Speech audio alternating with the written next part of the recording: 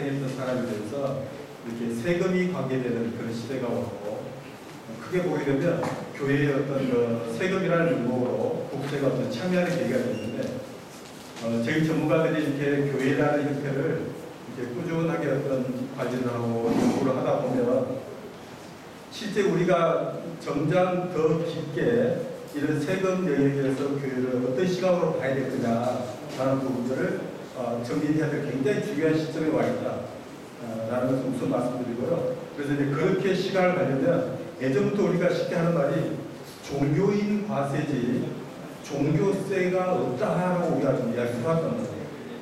근데 제가 오늘 여기서 이제 말씀을 드리고자 하는 것은 종교인 과세에 대한 세금을 내는 것도 있지만 틀림없이 종교세가 있다. 이 종교세가 있는 것도 지금 당장 생긴 것도 아니고 아주 오래된 시간부터 이런 종교세라는 게 있는데, 다만 시각 자체가 이 종교세를 다루는 시각이 우리가 어떤 일반 기업처럼 이렇게 돈을 벌어가지고 수익을 창출하고 비용을 차감한 다음에 일정 부분의 이익이 나서 그 이익에 과세를 하는 그런 형태의 시각이 아니고, 교회가 받는 모든 재산들, 교회가 이렇게 자의적으로 반대급부 없이 받는 헌금을 쉽게 말합니다. 그래서 이 헌금으로 이루어진 교회가 종교세 영역에 틀림없이 있는 것이고, 이런 식 관리를 지금 제가 이제 한국교회의 여러 통계 자료를 검토해 보니까 한국교회가 우리가 한 연방교회 정도로 예측을 하게 된다면, 저희들 살펴본 통계로는 약 1% 정도. 그래서 쉽게 말하면, 이렇게 한 600여 개 교회 이내에서만 이런 종교세 관련된 어떤 국세 절차를 밟고 있더라. 그렇다면 이 99%는 뭐냐? 이 99%는 뭐냐라는 것에 대해서 우리가 그 종교세의 실체를 정확히 알고 우리가 준비를 해야 할 아주 중요한 시기에서 이런 부분들을 하나씩 설명을 드리도록 하겠습니다. 제가 이제 설명드린 것은 어떤 이제 PT 자료로 준비를 했고요. 여러분이 가지고 있는 유익부에는 들어있지 않기 때문에 화면을 봐주시면 될 것 같습니다. 일단 화면 같은 경우는 크게 두 가지로 나눠져 있습니다. 이렇게 이제 자발적 의사로, 우리 이제 헌금을 말하는 것이죠. 자발적 의사로 교회에다가 헌금을 한단 말이죠. 헌금을 하는데 모든 자발적 의사로 돈을 받는 사람은 상속 증여세법에 의해서 모든 돈을 공짜로 받는단 말이에요. 반대급부 없이. 그래서 이런 돈들은 모든 우리 한국에 있는 모든 사람은 그런 말을 법적인적으로 하게 되면 거주자라는 용어를 씁니다. 그래서 이 거주자에 해당되는 모든 개인과 모든 법인, 자, 우리 종교 단체도 이렇게 하나의 법인입니다. 이게 법인으로 보는 단체가 됩니다. 그래서 이런 개인과 법인들은 모두 다 예외 없이 돈을 공짜로 받게 되면 증여세를 납부해야 된다.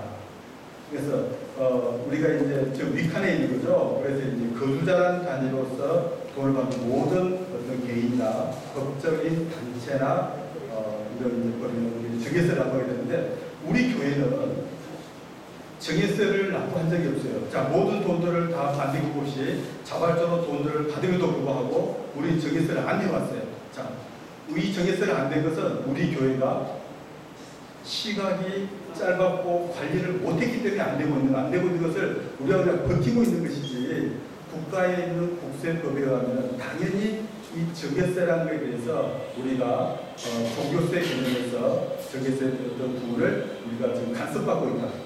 근데 우리가 그것을 현실적으로 못 느끼고 안 하고 있다.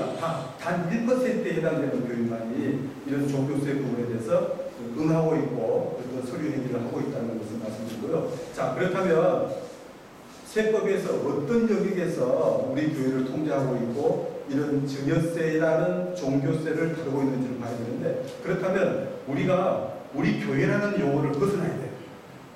벗어나고 국가가 국세에서 말하고 있는 그 용어에 우리는 다시 익숙해지는 시기에 왔다. 그렇다면 국가는 우리 종교단체를 뭐라고 부르냐? 그렇다면 공익법인 등,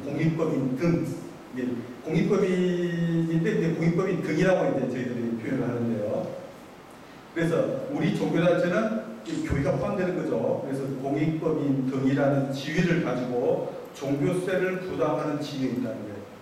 그래서 이 부분을 지금 겨우 1%만 인식을 하고 있고 이런 걸 하고 있는데 나머지 99%가 왜 안 하냐? 자, 이 법은 하단에 보시게 되면 96년도 12월 30일 날 전면 개정이 돼가지고 우리가 정예서를 부담할 수 있는 단체, 할 수 있는 단체라고 말했습니다. 그래서 원래는 정예서를 부담하지 않지만 어떤 계기가 되면 정예서를 부담해야 될 종교단체의 지지를 가질 수밖에 없는 입장에 있다. 그래서 오늘 말씀드린 것을 굉장히 잘 들으셔야 되는데, 제가 이제 이런 신뢰를 지금 이제 우리 국세청에 있는 그 지방청에서 중부청, 서울청 이렇게 있는데요. 거기하고 실제 이 문제를 가지고 제가 지금 방어를 하고 있는데, 그 종교단체는 한 5년에 걸쳐가지고 80억 정도의 헌금을 받았어요. 헌금을 받았는데, 현금으로 헌금을 받은 거죠. 받았는데, 이 헌금을 잘못 사용해서, 잘못 사용한 것에 대해서 정예세를 부과하고 그 정예세가 수십억을 맞게 되는 그런 계기가 돼 있어요. 근데 제가 이런 사실을 전문가로서 쭉 검토를 하고 가고 있는데, 제가 우리나라 특히 이제 대형교회, 자산이 많은 대형교회를 보면 겁이 나서 보고 있어요. 너무 이렇게 보면은 제가 이렇게 결산서랄지 교회의 재산관리 현황을 한 장 한 장 펼칠수록 어떤 뭐 이런 종교적인 도덕성을 다 무시하고 어떤 법률 차원에서 정말 잘못된 부분이 있어서 제가 이 종이를 결산서를 이렇게 떨치기가 너무 이렇게 두려울 정도로 이렇게 우리 교회가 문제가 지금 많이 산정해 있다. 근데 이 문제를 사실상은 우리나라 한국 어떤 교계 자체의 성격 자체가 교단과 총회와 많이 분화가 되어 있어요. 그렇다면 사실상 이걸 관리를 해줄 때가 총회나 교단 차원에서 관리가 돼야 된다. 그래서 통합적 관리를 도저히 할 수가 없는 현실적으로. 그렇다면 총회나 교단에서 이런 사실을 분명히 잘 직시를 하고 그다음에 관련된 법조항을 다룰 수 있어야 되고, 자, 이것을 안 다루고 우리가 버티려면 국가하고 이렇게 좀 버티기를 해서 싸운다든지 그걸 이겨낸다든지 시간을 연장한다든지 그런 행위를 해야 되는데, 그런 것까지도 하지 않고 지금 시간이 밀려서 우리 지금 이 시간까지 왔어요. 제가 왜 지금 96년도 12월 31일 날 시작했던 법률 자체가 제가 왜 2020년도 그러니까 한 25년 정도 지나가지고 이 자리에서 이런 말 한다는 것이 사실상 너무 안 맞는 거다. 우리 교계가 너무 이렇게 방심하고 왔다, 관리를 안 하고 왔다는 것을 제가 말씀을 드리고요. 자, 그렇다면 지금 제가 말씀드리고 있는 교회라는 용어보다도 공익법인 등이라는 용어에 여러분들이 익숙해 있어야 되고, 이와 연관해서 국세청은 많은 공문을 날립니다. 자, 공익법인에 해당되는 교회는 이런 식의 보고 의무를 하십시오라고 그런 용지를 날려와요. 가장 심하게 많이 보는 데가 사실은 인천과 수원이나 경기 지역이 많이 지금 보내고 있는데, 이걸 받는 교회도 있고 안 받는 교회도 있어요. 그래서 제가 이제 지금부터 말씀드린 것은 교회라는 용어보다도 공익법인 등이라는 용어에 더 관심을 기울이고, 이 용어가 우리 교회에 어떻게 일어나는지, 그렇다면 우리 교회가 공익법인 등에 해당되는 것인지 그런 것부터 우리가 이 내용을 알고 들어갑시다 말씀을 드리고, 페이지 넘겨주세요. 네, 더 넘겨주시죠. 지금 이제 이 페이지는 올해 초에 종교인 소득 TF팀이 해체가 됐어요. 해체가 됐다는 소리는 그러면 종교인 소득에 이제 그런 것이 정립이 됐냐라고 이제 이야기를 하면서 국세청이 하나의 제도를 들고 나왔어요. 들고 나와서 이제 종교인 소득 TF팀에다가 발표를 했단 말이에요. 이게 무슨 발표를 했느냐? 앞으로 모든 교회가 기부금 영수증을 발급할 전까지는 교회가 발급을 했는데, 저것을 국세청이 대신해서 전자기부금 영수증을 발급하겠다라고 선언을 했어요. 이게 무슨 말이냐면 우리 교회에 있는 모든 기부금의 현황, 각 개인별로 얼마를 냈다 마다는 모든 현황 자체를 앞으로는 개별 교회가 하지 마라. 그리고 우리 교회는 국세청 홈페이지를 통해서 국세청 컴퓨터에다가 다 올려라, 업로드 시켜라. 그래서 업로드를 시키면 그에 나타나온 현황을 가지고 우리 국세청이 기부금 영수증을 전자로 발급해 주겠다. 자, 이렇게 되면 어떻게 되겠습니까? 이게 무슨 말이냐면 공익법인 등의 종교세, 정예세 관련된 부분들을 국가가 투명하게 관리하겠다는 소리예요. 그 첫발을 이 법이 전면 개정에서 96년도에 시작을 했는데, 이것이 이제 25년 지난 지금의 우리가 국가가 어떤 계기를 가졌는지 모르지만 국가가 시작을 했어요. 근데 사실상 우리한테는 25년의 기간이 있었는데 그 기간을 우리는 낭비하고 교단 총회가 지금 뭐 아무튼 굉장히 또 바쁘시죠. 여러 가지 문제가 이슈도 있고 그렇기 때문에 바쁘지만 이것은 굉장히 중요한 문제다. 우리 교회의 존립을 흔들 수도 있는 그런 문제이기 때문에 이런 좀 해야 됩니다. 그래서 이런 국세청의 전자기부금 제도가 내년부터 시행을 할 텐데 이 시행하는 것을 우리 교회가 사실 모른다는 거예요. 사실 모르기도 하고 그러면 이 전자기부금 발송 제도가 미치는 영향과 우리 교회는 어떤 준비를 해야 되고 그리고 어떤 준비를 안 했을 때 어떤 식의 불이익을 받는지를 우리 교회가 사실상 인지를 하고 홍보도 해야 되고 근데 지금 또 이렇게 코로나가 오다 보니까 집합도 못하고 교육도 못 시키고 이런 어려운 상황에 있다 보니까 전문가들 굉장히 답답한 입장인데 이런 답답한 입장을 전문가들이 이제 알고 좀 발을 동동동동 하고 있는데 실제 총이라 교사는 또 모르고 이걸 또 방치를 하고 있는 그런 식의 이제 사태가 되다 보니까 굉장히 좀 안타깝기도 하고 그렇습니다. 페이지 넘겨주시죠.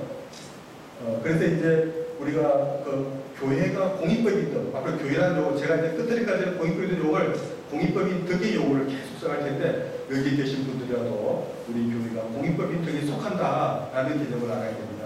그래서 공익법인 등이라는 용어를 쓴다는 소리는 상속증여세법에서만 씁니다. 근데 모든 법률에 이런 식의 다루는 법은 국세기본법이라는 게 있고 그 다음에 우리가 이제 우리 교회는 법인으로 보는 단체다 보니까 이런 것을 다루는 것이 공익법인이잖아요. 그래서 법인을 제일 먼저 구속을 하고 이렇게 개념적이라는 데가 법인세법입니다. 그래서 법인세법에서 비영리법인이라는 틀로 출발해서 거기에서 상속증여세법에서 공익법인 등을 추려냅니다.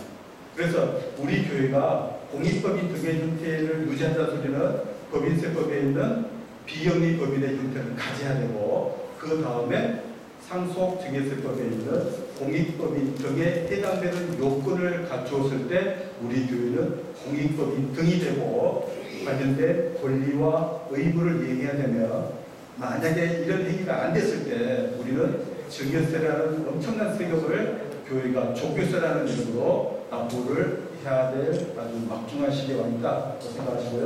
자, 그렇다면 공익법인 등에 이제 우리가 범위를 줄여서 봤단 말이에요. 맞으면 자, 공익법인 등은 여기 보면 큰 테마 빨간 글로 6가지가 나와 있습니다. 나와 있는데 그 6가지 중에서 우리는 그 중에 하나다. 그래서 우리는 공익법인 등을 다루는 6가지 테마의 하나인데 그 하나가 이제 국가가 지금까지는 큼큼한데 놔뒀다가 수명위로 올리면서 아까 했던 전자기부금 영수증 발급제도라는 제도를 여기다 섞어가지고 이것을 더 객관화시켜야 되겠다라는 시도가 이제 시작했죠. 본격적으로. 그래서 우리 교육 이런 사항들을 사실은 어떻게 알려야 될지 또 개별교회가 어떻게 준비를 시켜야 될지 부분들을 사실은 전문가들 보면 굉장히 난감한 사실은 시기와 이치에 와 있다는 겁니다. 그래서 이런 공익법인 등에 우리 교회가 소속되어 있다는 부분들을 조금 더 구체적인 형태로 보여드리면 자, 넘겨주시죠. 여기 보면 이제 이런 발전한 말이 많은데 아주 단순화시켜서 보게 되면 파란색 어떤 적인 글자를 봐주세요. 지금 이제 우리 교회가 공익법인 등이 되려면 아까 했던 저 법인세법의 비영리법인의 형태를 가져야 되는데 쉽게 말해 무슨 말이냐면 우리 교회가 총회나 교단에 사단이나 재단법인에 들어가 있어야 된다는 거예요.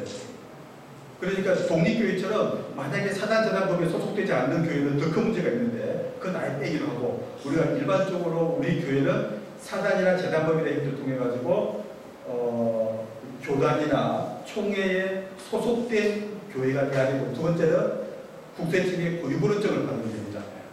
고유분원증을 받고 세 번째는 헌금을 받는 기부금, 쉽게 말하면 헌금을 이게 다 그러잖아요. 그러니까 내가 총회에 소속돼 있고 사단재단에 소속돼 있고 두 번째 국세청에 고유분원증을 발급받고 세 번째 성도들로부터 헌금을 받았다. 그러면 공익법인 등이 되는 거예요. 그래서 우리는 그렇다면 한국에 있는 교계 윤방교회가 대부분이 이런 형태를 띠고 있다. 그렇다면 우리 이런 띠고 있는 교회가 다 공익법인 등이다. 그렇다면 증여세 납부 대상에 바로 들어간다. 그렇다면 우리는 뭘 관리를 해야 될 거냐라는 문제가 나오는데, 일단 이제 제한된 시간이기 때문에 간단하게 제가 테마 부분만 짚어서 말씀을 드리도록 하겠습니다. 자, 그렇다면 돈 낸 사람, 출연자인데요. 헌금 기부자인데 이 기부자를 무조건 국가가 이렇게 문제를 삼는 게 아니고 일정 기준을 뒀습니다. 그래서 실제 이제 쉽게 말하면 많은 돈을 내는데 1년 동안에 교회가 받은 총 헌금 액수의 1% 이상자는 국가가 관리를 합니다. 1% 이상자. 그러니까 예를 들어서 1억 헌금을 받는 교회가 있다. 1년에. 그렇다면 100만 원 이상 내는 사람이 있으면 그 교회는 국가가 관리하는 대상에 들어가기 시작한다. 그리고 대형 교회는 1%가 안 되더라도 2천만 원이 넘는 사람, 헌금자가 있으면 그 2천만 원이 넘는 사람이 우리 교회에 소속돼 있다. 그러면 국가가 관리하는 교회가 되는 겁니다. 자, 그리고 한 발 더 들어가서 교회 재산이 내가 교회를 갖다가 건물이 있는데 이 건물을 교회 명의로 등기가 되어 있는 교회. 그러면 한국 교회는 대략 한 45%도 50% 정도가 자기 건물을 가지고 있어요. 그래서 자기 건물을 가지고 있는 교회 중에서 5억짜리 이상이고 헌금 수입이 3억을 넘는 교회 중에서 아까 제가 1%라고 했지 않습니까? 1% 중에서 5%를 넘는 성도가 있다. 돈을 낸 사람이 있다. 성도가 있다 그러면 그것은 조금 더 요주의 대상 교회가 돼요. 우리 그거 몰랐죠. 네. 그러니까 1%니 2천만 원이니 5% 기준에 해당되는 교회가 있는지 없는지를 파악을 해야 된다. 그래서 파악을 해서 대비를 해야 될 시기에 왔다고 생각하시고, 우리는 오늘 이 자리에 오신 김에 자 1% 우리 교회 중에서 1년 총 헌금 중에서 1% 이상 낸 사람이 누가 1% 이상이고 총 금액이 얼마가 되느냐라는 생각을 지금 하셔야 되고, 또 이 대형 교회는 2천만 원 이상짜리 낸 사람은 몇 명이냐 누구냐라는 부분들이 나와줘야 된다. 그리고 또 5% 넘는 교회가 있다. 그러면은 특히 국가가 더 집중해서 관리하는 시기가 됐다고 생각하셔야 됩니다. 자, 그래서 여기서 이제 우리가 돈을 낸 사람도 있고 또 돈을 내는 그 재산의 종류가 있는데, 지금까지는 법이 잘못 해석하게 되면 부동산과 주식은 굉장히 요주의 대상입니다.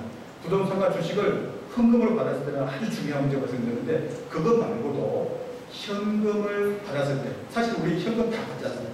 현금 받는데 현금을 우리가 헌금을 받게 되는데, 현금 받는 것 중에서 아까 했던 돈, 우리는 이제 기부금 영수를 발행하게 되면 우리 교회가 좀 더 봉투에다가 이름을 적잖아요.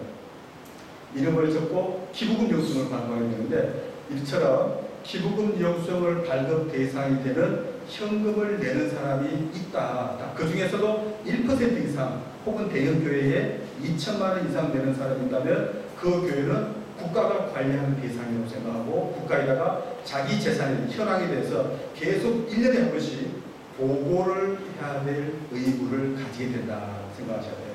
그래서 우리가 내는 헌금 이 부분도 교회 재산에서 우리가 관리를 잘 해야 될 대상이 되고, 그 중에서 1%니 2천만 원이니 5% 기준에 따라서 차원이 틀린 교회 관리 부분들을 우리가 알고 들어가서 내년도 3월 달에 그 사항을 3월에 이제 보고를 해야 되는데, 3월 달까지 우리가 보고를 위한 어떤 식의 마음가짐과 교회 재산을 정비하고 관리를 해놓을 거냐라는 문제가 있어요.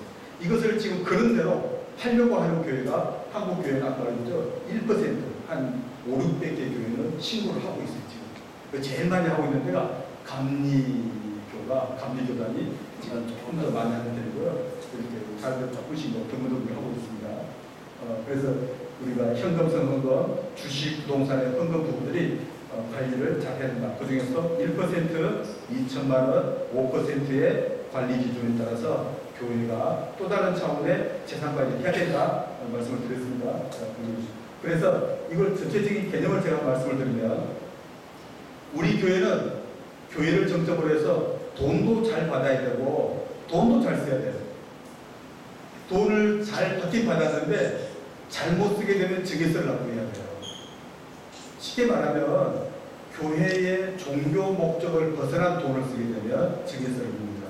벗어난 돈들 다 증여세를 물게 되어 있으니까 그런 개념을 오늘 꼭 좀 익히셔야 되는데 돈을 받는 문제, 쓰는 문제가 벗어나게 되면 잘 받고 잘 써야지 국가가 해주는 혜택, 비과세의 혜택을 본다라고 생각하셔야 되고요. 그다음에 넘겨주시죠.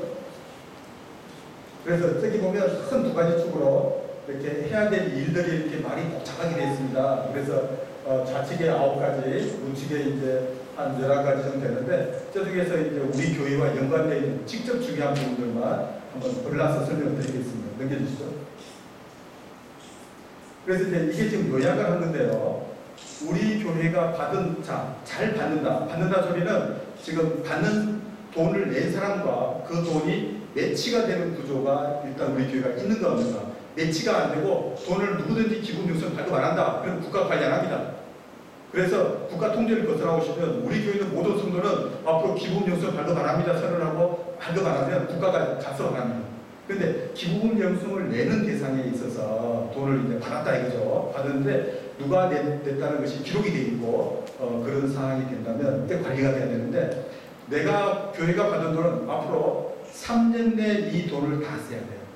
첫 번째, 3년 내에 돈을 써야 되고 이걸로 만들어지는 부동산을 매각을 하게 되면 그 매각한 것도 3년 내 90%를 써야 돼요.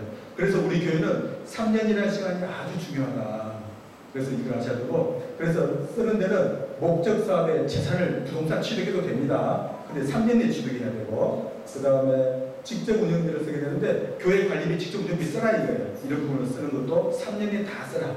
그 다음에 또 수익 사업을 한다고 우리가 수익 사업 할 수 있는데, 거기 돈 써도 돼요. 카페 해도 되고, 임대 사업 해도 됩니다. 하지만 3년 내에 투자하되, 수익 사업, 교회에 저 돈을 벌어가지고, 이렇게 교회를 도와준다는 명분을 분명히 국가에다 신고를 하고 수익사업을 해야지 그 신고를 하지 않고 수익사업을 하게 되면 그것도 증여세를 물게 되어 있어요. 그래서 이런 문제를 3년 내에 우리가 사용된다는 그런 규칙을 지킬 것. 또 이제 우리가 제가 지금 교회마다 사실은 불똥이 떨어진 것 중에 하나가 제일 위에 있는 겁니다. 이게 뭐냐면 선교비입니다. 선교비인데 이걸 이제 우리 그 국세법에 있는 용어를 보면 타법인에 출연한다. 타법인에 교회의 울타리를 벗어나서 돈을 준다는 의미거든요. 그게 돈을 줄 때는 우리 지금 선교비 교회마다 다 선교비를 지출하는데 저렇게 교회 울타리를 벗어나서 외부에다가 돈을 줄 때는 관할 세무서장의 승낙을 얻고 줘야 되는데 만약에 안 얻고 그 돈을 지급하면 증여세를 냅니다. 자, 1년에 선교비를 1,000만 원 쓰잖아요. 그럼 그 1,000만 원 쓴다는 것을 관할 세무서장으로 승낙을 얻고 1,000만 원을 써야지. 안 쓰게 되면 1,000만 원에 10% 증여세를 내요. 그래서 이것은 현실의 문제예요. 지금 현실 문제고 우리가 꼭 지켜야 될 법적인 문제입니다. 이게 지금 법에가 명시되어 있고 이 법은 25년 전에 형성이 되어 있는 것이지 이게 지금 생겨서 우리가 지금 뭘 준비하는 게 아니고 우리는 지금 당할 수밖에 없는 그런 입장에서 뭘 우리가 관리할 거냐라는 것을 제가 이제 말씀드리러 온 거거든요. 그래서 이런 선교비, 외부로 나가는 부재활동 선교비나 방송국에 돈을 준다든지 또는 선교단체 주는 돈들 그런 부분도 분명히 제가 말씀드리지만 관할 세무서장의 승낙을 얻고 그 돈이 나가야지 안 나가게 되면 누적적으로 그 돈에 대해서는 10% 증여세를 낸다. 또 가산세도 낸다. 그런 문제가 있습니다. 그래서 이런 쪽을 지금 이제 지금 쌍으로 뭐 판단할 수도 있고 하지만 사실은 이 법이 25년 단을 다시 한번 강조를 드리고요. 그때부터 사실은 다 있었고 한 1% 해당 교회는 또 관리를 해왔다. 이제 그런 것도 우리가 알아야 될 것 같습니다. 정리해 주시죠. 그래서 많은 할 일들이 지금 있지만 우리 교회가 꼭 해야 될 것들만 제가 이렇게 뽑아가지고 이렇게 4가지 정도만 열거를 했습니다. 그래서 이제 우리가 1월 7일, 12월 31일이 지나면 1월 7일에서 1월 10일 정도까지 해서 국세청에다가 우리 교회의 기부금 현황을 국세청 홈페이지에다가 업로드를 시킬 의무가 됐고 그 의무를 이행하게 되면 기부금으로 인한 소득공제 폭이 3배를 국가가 늘려줬어요. 그러니까 우리 성도들은 처음에는 지금 한 배밖에 혜택을 못 받는데 3배라는 혜택을 받기 때문에 성도들은 연합과 같이 우리 교회 제발 내 기부금 영수증 좀 국세청 홈페이지에다 업로드 좀 시켜주세요 라고 교회에다가 요구할 수밖에 없는 시기가 왔다. 그래서 우리 교회는 그걸 업로드를 시켜주고 성도들은 내 세배 혜택을 보기 위해서 분명히 그걸 요구하게 될 거라는 겁니다. 그래서 그 시대가 왔기 때문에 교회는 관리해야 될 그런 시대. 두 번째는 수련회사 보고서 우리 교회에 있는 모든 헌금으로 이루어져 있는 재산의 현황을 1년에 한 번씩 보고를 해야 됩니다. 내년 3월 말까지 보고를 해야 됩니다. 보고를 해야 되는데 저 보고를 하지 않으면 누적적으로 대형교회 같은 경우는 가산세만 해도 5천만 원까지 나올 수가 있어요. 그게 법에가 나와 있습니다. 그래서 여기 있는 모든 종교단체가 예외 없이 1년에 한 번씩은 3월 말에 보고를 해야 된다. 내 교회의 재산 운용 현황과 전체 수익과 재산 현황을 보고를 해야 될 시기에 왔다. 그 다음에 이제 두 번째는 세무 확인인데요. 내가 내 교회 명의로 등기가 돼 있고, 그 다음에 교회의 어떤 수입 자체가 3억이 넘는 교회가 5% 이상을 내면, 1억, 우리가 1억이다. 자, 3억이다 그러면, 3, 5, 15, 1,500만 원 이상을 내는 성도가 있다. 라고 하게 되면, 거기는 전문가한테 별도로 검토를 맡아야 돼요. 그걸 전문가 세무 확인이라는 제도를 합니다. 그 해당되는 전문가가 변호사와 회계사와 세무사 세 군데에서 2명 이상의 어떤 확인을 받아서 국가에 제출을 해야 돼요. 그걸 하지 않게 되면 또 가산세와 여러 가지 막 있게 되는 그런 시대가 됐다. 그래서 아까 1%, 2천만 원, 5% 자산이 있느냐, 또 수입이 이런 식 구조가 지금 현실적인 문제가 돼요. 그래서 이런 구조가 지금 현재 우리가 급하게 서둘러서 관리해야 될 그런 시기에 왔다는 말씀을 드리고요. 또 하나는 그래서 그렇다면 우리 교회가 지금 어떻게 이걸 준비할 거냐에 대한 이 체크리스트를 제가 간단하게 하나 만들어 봤습니다. 그래서 다른 것은 거의도 이건 꼭 우리 오신 분들이 하나 촬영을 해서 이 체크리스트를 교회가 제가 테마를 드렸으니까 이 테마별로 준비를 해야 돼요. 그렇다면 우리 교회의 첫 번째, 올해 이제 하반기 돌아가시면 지금 이제 옆에 교회랑 다 같이 해야 될 게 교회 재산 조사를 하셔야 돼요.